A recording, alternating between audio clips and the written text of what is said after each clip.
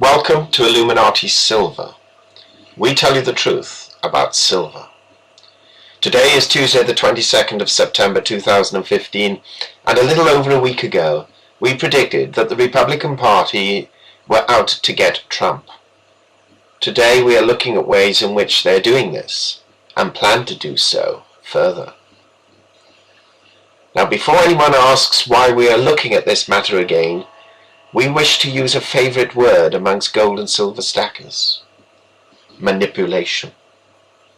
Yes, we are declaring that the Republican Party are manipulating whom they wish to be their nominee, and we can announce it is not Donald Trump. Trump is independent, egotistical, and to many, narcissistic.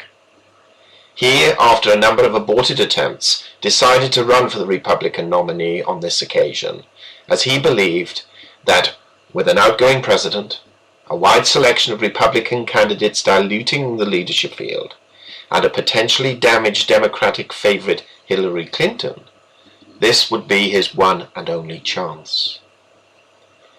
Having led the polls for many weeks by a huge margin, and having damaged the credibility of most of his party's opponents, a clear decision, in our view, was taken to replace Trump as soon as possible.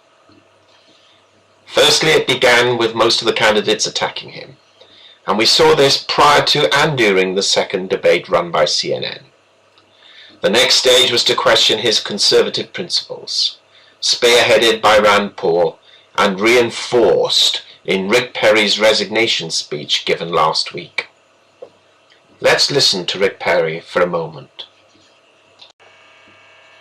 Demeaning people of Hispanic heritage is not just ignorant, it betrays the example of Christ.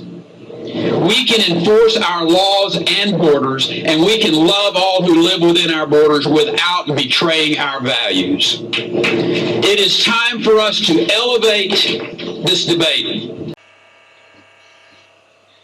Then, it was the active promotion of Carly Fiorina, where even Fox News has given her prime exposure to the detriment of Donald Trump, and stating that she won the CNN debate, and her rise in the polls has been faster and greater in momentum than Trump's.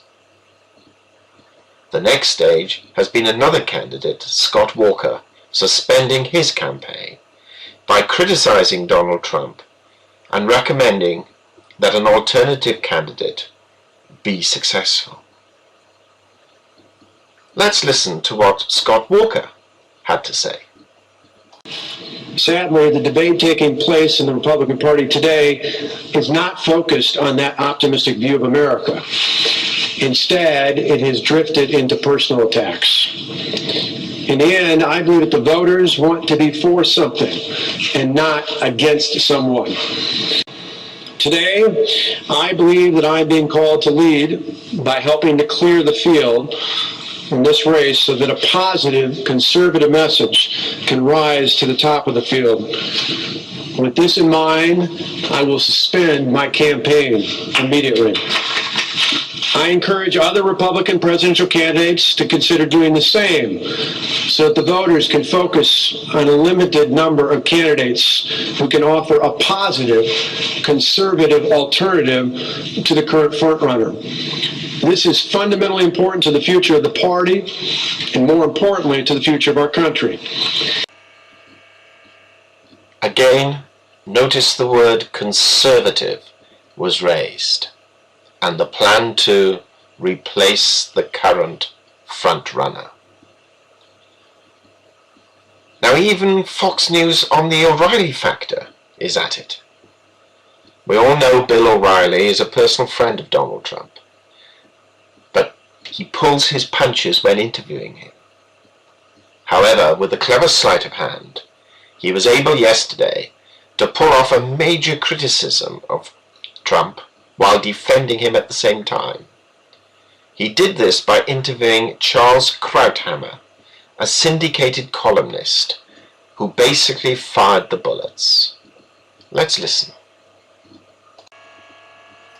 Donald Trump has been laying out issues and programs and plans. He has conducted 3 months of ad hominem attacks on other Republicans. He's done it with relish, with showmanship, and with some skill. That's what Republicans have been talking about for 3 months, because he's been dominating the debate. That's what the media has been talking about. He has turned it into an internecine war.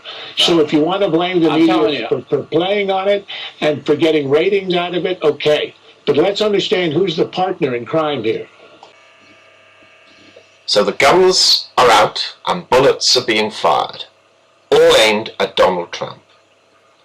We shall no doubt see more campaigns being suspended and the candidates calling for a conservative to be the nominee, i.e., anyone but Trump. We all know Jeb Bush is the nominee-elect, with Carly Fiorina being the female stalking horse, though the politically correct term is mare rather than horse. More intense and possibly detailed information will be released about Trump as the days and weeks progress, should Carly not gain the momentum being planned. Our view about his chances are very simple and expressed extremely well by Ellen Ratner to a question posed by Lauren Green on the Bias Bash show, broadcasted only a few hours ago. Let's listen. Welcome to Bias Bash. I'm Lauren Green. New polls show White House hopefuls Ben Carson, Carly Fiorina, and Marco Rubio gaining momentum in a tight primary race. The media is already debating whether the so-called summer of Trump has come to an end. But are they too quick to judge? Here with reaction is Fox News contributor Ellen Ratner. Hey, Ellen.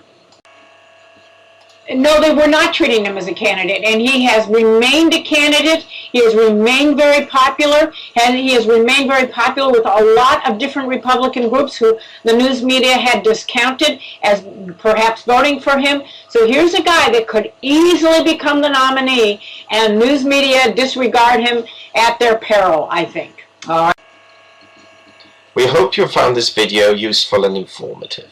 If so, please give it a thumb up, comment, and if you haven't already done so, please subscribe. Also, it would be helpful if you could share this on Twitter and follow us at Illuminati Silv1. Disclaimer. Silver Illuminati owners come from a background of banking, international wealth management and economics. Having now retired from these worlds, we are not qualified to give investment advice. Therefore, this and other productions must not be deemed to be giving such advice, and merely represent the personal views of its owners.